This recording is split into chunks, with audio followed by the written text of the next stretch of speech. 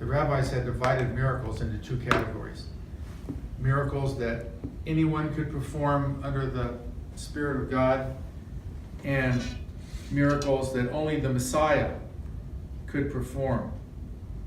So as they did so often, the rabbis took a section of scripture from Isaiah 35, verses 5 and 6, and it says, this is a messianic passage in Isaiah. And then the eyes of the blind will be opened, the ears of the deaf unstopped. Then the lame will leap like a deer, and the mute tongue will shout for joy, and water will gush forth in the wilderness and streams in the desert. So they took that and they made up an idea that said, when the Messiah comes, he will do 3 miracles. How are we going to recognize the Messiah when he comes? That was basically it. There were 3 miracles that he could do that nobody else could do. And that's how they would recognize him. So the first miracle was the healing of a Jewish leper. And as we talked about, there's 2 whole chapters, Leviticus 13 and 14, with like 50 plus verses in each of those chapters about what to do if somebody was cured of leprosy. And since they were written, nobody was cured of leprosy. No Jew. No Jew. Miriam was cured, and she was a Jew, but that was before the Torah was written. And Naaman was cured of leprosy, but he wasn't a Jew. So they said, when the Messiah comes, he will be able to cure a Jewish leper.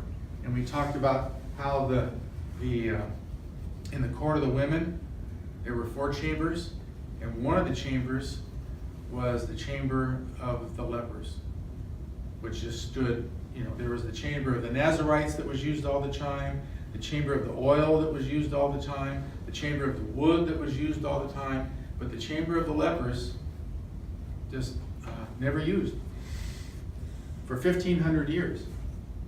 1,500 years. All they did was dust it, collected dust. So when Messiah came, he healed the Jewish leper. The Sanhedrin, whose job it was, like the Jewish Supreme Court, whose job it was to determine who the Messiah was, came down and they observed that, and they went back and they already made up their mind. Even before the second messianic miracle, they decided that Jesus was not the Messiah. So the second messianic miracle took place in Capernaum, which is way north, and Jesus was there, and they just the Sanhedrin, some members of the Sanhedrin just happened to find the second messianic miracle was the casting out of a mute demon, and they just happened to find a guy that was a mute demon, and so they brought him to Jesus. Now the Pharisees were able to cast out demons, but they used a formula. They would go to speak to the demon in the person, and they would say, "What is your name?" to the demon, and the demon would respond saying, "My name is Legion," or whatever it was, and then they would use the name to cast the demon out, and they could do that. Pharisees could do that, but they said, "Aha! When the Messiah comes, he will be able to cast out a mute demon, a demon that can't speak." And so the second messianic miracle, he casted out a mute demon, and right away, boom, they said. And so obviously, the Sanhedrin was on the horns of a dilemma. Jesus was doing the very thing that the Sanhedrin, the Pharisees and the Sadducees, had said the Messiah would do when he came. But he didn't believe in the oral law. The Pharisees and Sadducees said that when the Messiah comes, he will not only believe in the oral law, but he will participate in the making of more oral laws. And Jesus called them the traditions of men. He had nothing to do with it. The Jews completely made that up. And so the Sanhedrin had to make a decision. On the one hand, he was doing all the miracles. On the other hand, he didn't believe in the oral law. But if you remember, the Jews elevated the oral law a little bit higher than even Torah. They said that he who studies the Torah does a good thing. He who studies the oral law does an even better thing. And so they came down on their decision on the side of the oral law, and when he performed that second messianic miracle, they said, he cast out demons by the prince of demons, Beelzebub. They said he was demon-possessed. And they said that when he was younger, and Joseph took him to, this is ridiculous, but when Joseph, as a young kid, when Joseph took Mary and Jesus to Egypt to escape getting killed, that Jesus would cut his arm and write the sacred name YHVH, the Tetragrammaton, and stick it under his skin, and that's where he got the power. Jews believe this to today, to where he got the power to do these miracles. So they rejected him. They didn't even wait till the third messianic miracle. They rejected him after the second messianic miracle. So today we come to the third messianic miracle in John 9, which is the healing of a man born blind.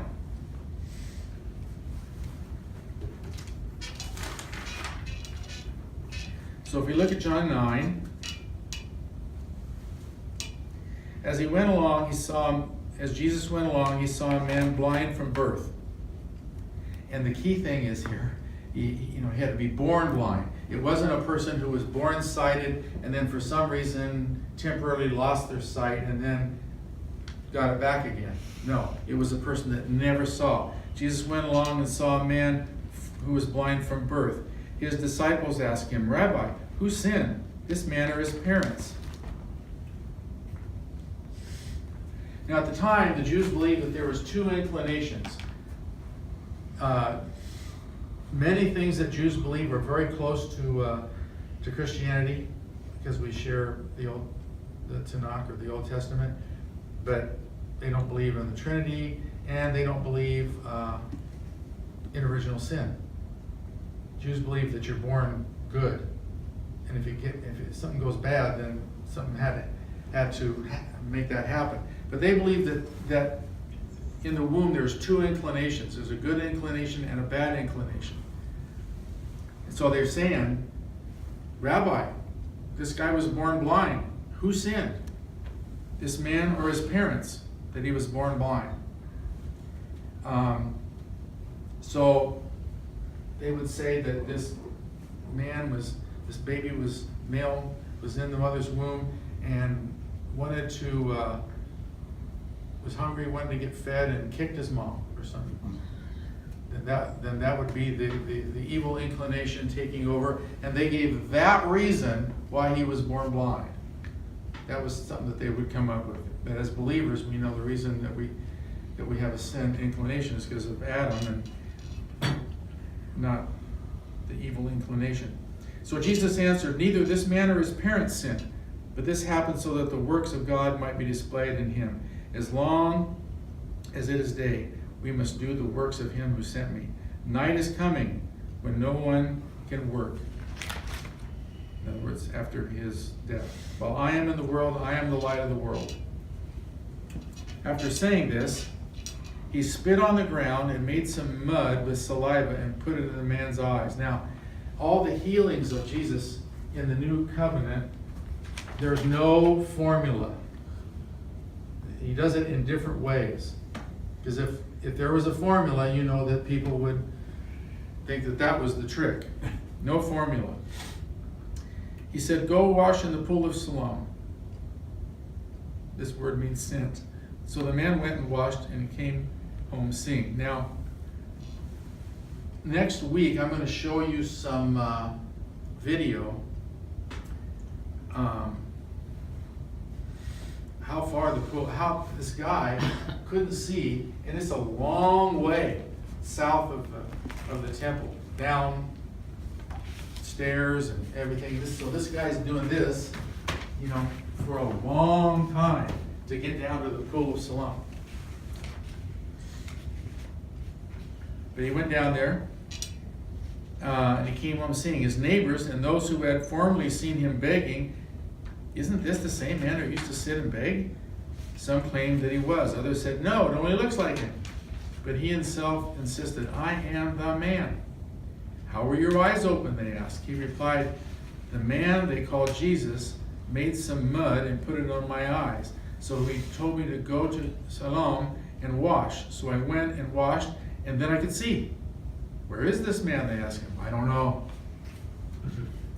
So the Pharisees, the fact that he was born blind, this is all hands on deck. The Pharisees knew, even though they had rejected him, some people still believed in him, and they couldn't have that, so they could not afford to have another messianic miracle. So when this was like big deal.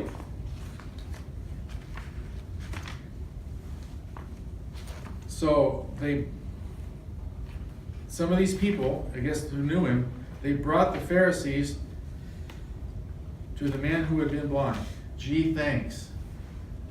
It's like bringing the IRS, to your house. Thanks a lot. Now, they did not show up with a good attitude. They were out. They weren't neutral. They were out to prove this guy was never blind. He was never born blind. Not only was he not blind, he was never born blind.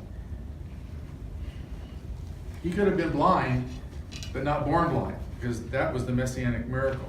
Now, the day on which Jesus made the mud and opened his eyes was the Sabbath. Oh my gosh. That was even, because then the Pharisees, because of the oral law, they considered that work. Spitting and making the mud and putting his eyes, then you're working. Why do you break the Sabbath, Jesus? Therefore, the Pharisees also asked him how he had received his sight. He put mud on my eyes, the man replied, and I washed, and now I see. Some of the Pharisees said, this man is not from God, for he does not keep the Sabbath. So that as soon as it started to turn nasty, because it was a Sabbath, they were discrediting Jesus by saying, this man could not be from God and break the Sabbath. How did he break the Sabbath?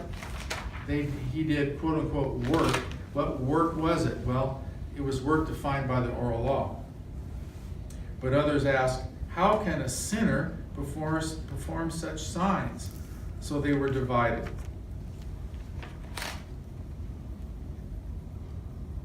Because in their mind, if you broke the oral law, then because it was equated with Scripture, then you were a sinner.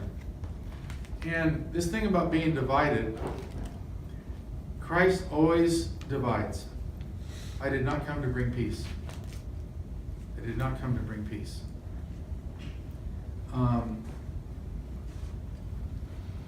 Family members, friends, acquaintances, when they,